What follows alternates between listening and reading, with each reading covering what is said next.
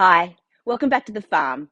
My name's Roz, also known as Passion Flower, and you'll find me here each week talking about my farming and creative life. So, not a lot farm wise to talk about this week. I'm recording a day earlier than I normally would, and I've also spent most of my time this week doing market prep stuff. So, there'll be probably more to talk about in business this week and next week, but just a very short little farm update from a few of the things that I've done. We have a really old pear tree in one of the paddocks, and the last few years it's been producing fruit, but they haven't been that nice. But there was a lot of fruit on it this year, so Mum and I went and checked it out, and the fruit was actually really nice, surprisingly.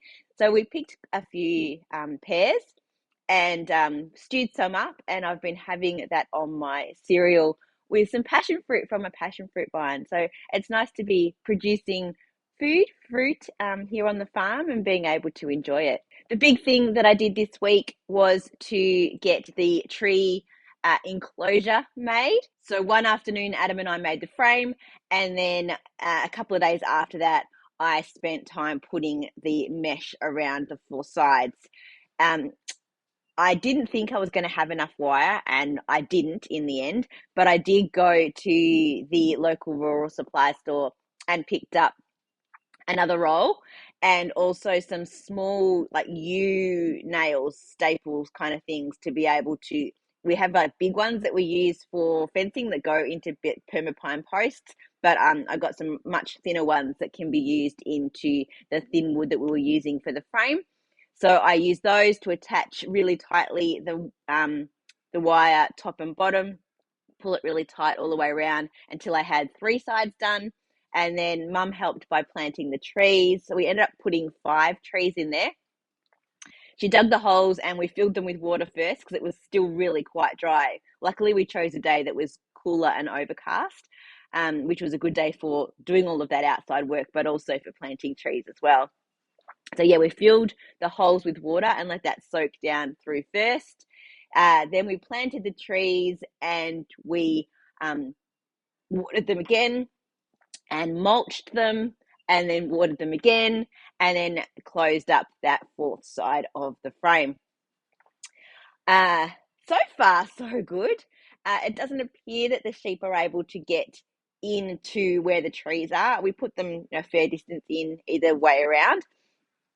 They have been leaning on it, sniffing it, pushing on it, but so far it's holding strong. So we just have to keep the water up to the trees and hope that they grow. And I think this is going to be the solution to get some nice big trees in that paddock for them. Oh, and I did move them into the little shed grass area while I was doing all of that stapling work. I didn't want them to get inside while I was outside and get in the way with budding things and trying to eat the staples or end up, when we brought the plants in, having them to eat plants or having to worry too much about opening and closing the gates. So they had a little fun time here in the green grass that had quickly grown in the shed garden area. Now they're just back in the regular paddock, and I'll let the shed garden area regenerate again so that they can have that as their treat area now rather than being part of their regular grazing schedule. So it has been a really busy week for me here in terms of getting stuff ready for market. As this video goes live, I will be bumping in for the Yarra Valley Wool and Handicraft Show in Mooroolbark.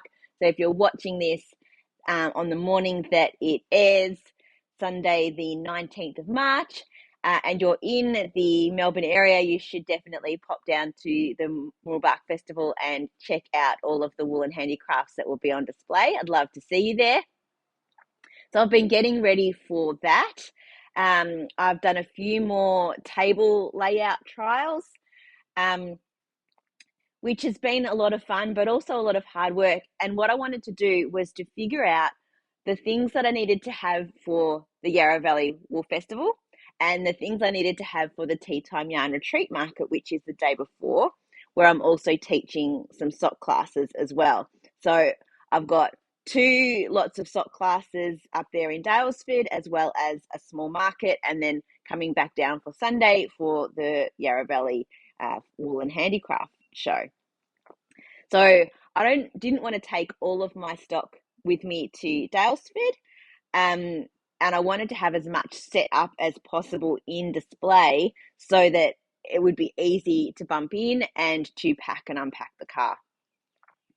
So I've worked out my display, really happy with it. I think it looks good. I have a banner for the front of my table, which is really great. I've been working on a slideshow on an iPad of finished products from customers. So I've got that will be scrolling, sitting on my table, as well as lots of samples that I've been putting together. And my plan is to hopefully get some more samples and to change those up for different markets. So after I set up the display and took lots of photos of it and video and made sure that everything looked how I wanted it to look, and then know that I can replicate it, I have sorted my stock into the restock stuff for Yarra Valley that I will keep aside, and the stuff that I will have for tea time market. And I've kept my display baskets. I have small baskets that I use for some of my yarn displays. I've put them inside my big tubs with the yarn already set up in it. And we'll be able to just take those out and set them onto the table. So I'm hoping that will work. This is a trial. It's the first time I've done it this way. So it will be interesting to see if it makes setup any easier or quicker. And then I can learn from that and move on and maybe do a little bit more of that or a little bit less. We'll see how it goes. So I had to finish labeling and rescanning the last batches of yarn that I had dyed up. So I did some more lavender and some more gumball machine, some of my most popular colorways. And then I've been checking off against the website to make sure that my stock numbers are right on the Square device. Not that that's too bad. I think I will be closing the shop for the weekend. So I'll put that into holiday mode so I don't have to worry about online orders, and reopen that on Monday the 20th. That way I can keep all of the stock that I have specifically for the markets and not have to be taking some out for the shop, or keeping up to date with orders and pulling things out. So it just eases the mind a little bit so that I don't have to worry about that aspect, and a couple of days of the shop closed is not a big deal. After I finish recording today, I'm going to be packing the car. I'm hoping that it will all fit. I don't feel like I'm taking as much because I've packed the baskets inside the tubs. But I do now have that 3-box display unit that I didn't have before, as well as the tubs. So I need to kind of figure out how to fit it all in the car. I think it'll just be a bit of a game of Tetris, rather than it not fitting. I lay the back seat of my car down. I have a hatchback, and there is plenty of room. It's just putting it in the right way so that you can still see through, so that the boot will close and that everything stays nice and secure. So that will be a bit of playing around. And I still need to kind of figure out if I'm going to take everything with me to Daylesford, even the stuff that I'm not intending to open up there, or if I only pack what I'm going to take to tea time and then come back on Saturday night and add to the car. So I haven't decided that yet. I'll see how it goes. I think maybe for the longer trip, I should keep my car not as packed full, so that I have visibility and things aren't moving around too much. But I'll see how it all goes in the car, and I can let you know next week. So next week I can report to you on how the sock classes went, how Tea Time Yarn Retreat Market went, and how the Yarra Valley Wool and Handicraft Show are. So I will be in the community centre this Sunday, the 19th of March. So come by and say hi. Well, because I've done a lot of work this week, I haven't done a lot of crafting. So it's a very small update based on last week, really. So I have put the heel in for the second sock of the Stripey Unwind Craft Cafe edition from Half Baked Hand Dyed. So heel is in, and I've got one more repeat of the stripes to go before I do the cuff. And I have added a bit more in on Woolamai pine. Not a lot since last week. I was only here last week, so I have only done, I don't know, like 8 rows of the brioche. And last week I showed you calliope, and I said that I was about to start doing the sleeves 2 at a time, which I have started. So it's a bit of a tangled mess at the moment because I do have the sleeves 2 at a time on the needles. I'm using 2 cable needles, so I've got half the stitches on that red cable and half the stitches on the silver cable, and just working round and round on the sleeve. So I haven't done a lot, but that's where the sleeves start. So maybe about 10 rows on that.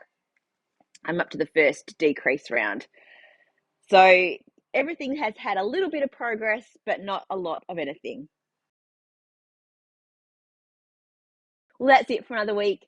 Thanks for spending some time with me. If you're enjoying these videos, please give me a thumbs up and subscribe to my channel, and look forward to seeing you next week on the farm. Bye.